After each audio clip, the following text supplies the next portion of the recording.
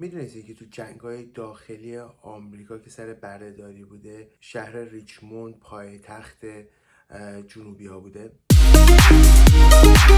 سلام دوستان، به این ویدیو خوش اومدیم. ما در مورد شهر ریچموند خیلی کوتاه می‌خوایم صحبت بکنیم تو جنگ‌های داخلی که میکردن بین شمالیا و جنوبیا و کاخ سفید جنوبیا که بهش میگفتن وایت هاوس کانفدریت.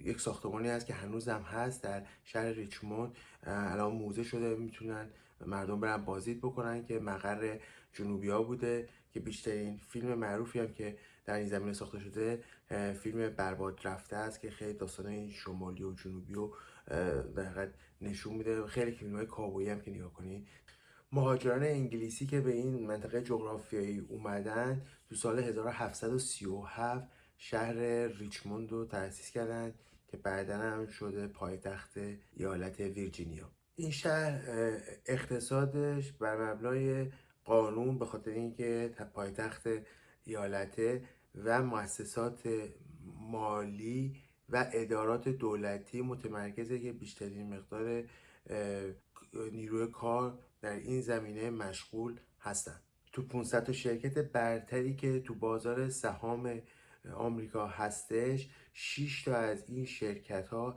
دفتر مرکزیشون تو شهر ریچموند قرار داره. این شهر موزه های خیلی فراوانی داره، مراکز دیدنی زیادی داره و برای هر قشری یه تنوع خاص خودشو داره و کلا شهر زنده‌ایه. برای کسی که بخواد تجربه شهری خوبی رو داشته باشه، ریچموند میتونه جای جذابی براش باشه.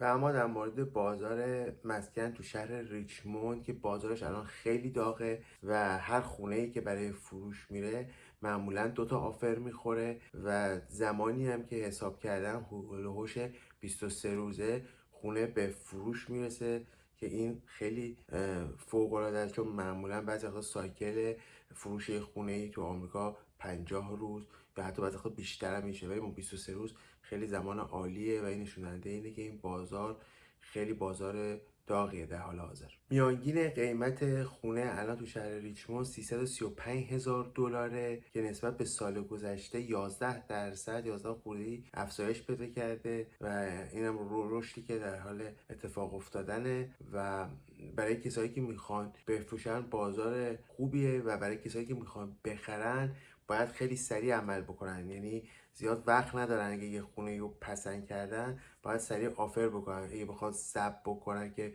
2 مرتبه برن چند تا خونه دیگر نگاه دارن، امکان داره اون خونه سریع یه آفر بهتر بخوره و سریع به فروش بره خونه.